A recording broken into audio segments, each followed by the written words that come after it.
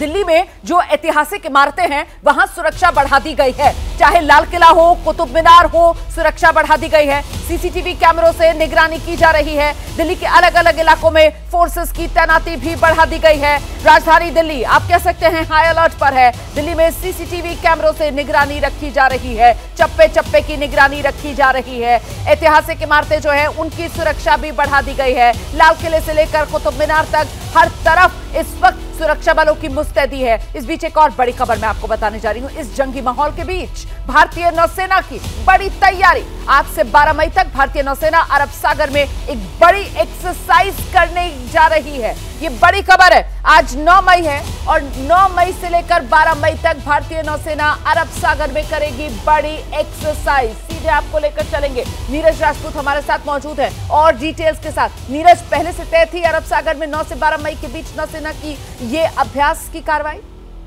रोमाना, ये जो फ्रेश नेव area warning जारी की गई है भारतीय नौसेना की तरफ से।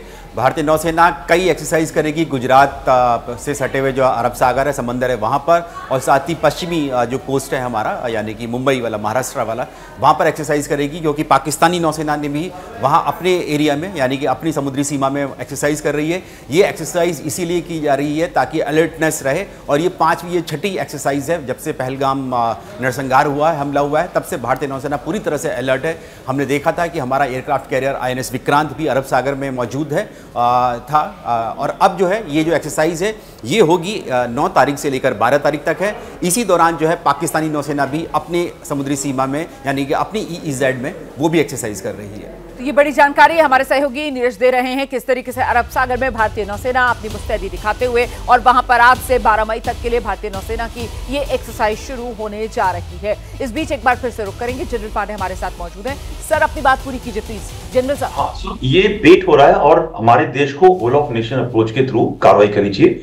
कुछ मैं बात बताऊंगा और मैं ये भी रिक्वेस्ट करूंगा कि आपके माध्यम से हमारे जितने लोग सोशल मीडिया पे, आज IMF डिसाइड करेगी इनको पैसा देना है नहीं देना है उसके लोन के ऊपर।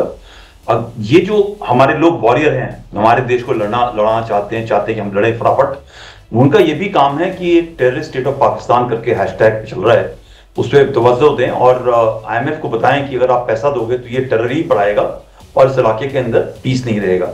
दूसरा, ये जो कार्रवाई चल रही है इकोनॉमिक मैनेजमेंट की, राइट, अब ये जो बताया आपको एक्सरसाइज, जो नेवी का एक्सरसाइज है, इसका एक, मुझे लगता है एक आउटकम ये भी होगा कि जो चोकिंग ऑफ होती है वो कार्रवाई शुरू होगी। उनके भी जो शिप्स हैं, हमारी नौसेना बहुत बड़ी नौसेना है और आज की तारीख में जो पाकिस्तानी नौसेना है वो तकरीबन डॉकयार्ड के अंदर फंसी है। उनके पास स्पेयर्स नहीं है, हथियार, इक्विपमेंट नहीं है, रिजर्व्स नहीं है, उनकी हालत खराब है। तो ये